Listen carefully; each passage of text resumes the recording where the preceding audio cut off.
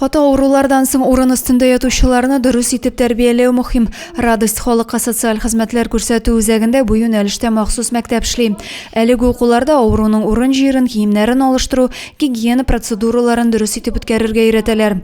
Авыруны тукландыру кагыйдәләре һәм күчереп йөртү җайланмаларын куллану буенча практик дәресләр уздырыла. Для того, чтобы мобилизовать лежачего больного, можно использовать вот такую вот лестницу. При помощи нее человек самостоятельно, перебирая перекладины, может помочь себе сесть на постели, и мы фиксируем его положение в постели при помощи подушек или специального устройства подставки под спину. Ауруны карау бердә җиңел түгел, ә мондый укуллар аларны тәрбияләүчеләр өчен бик тә файдалы булачак.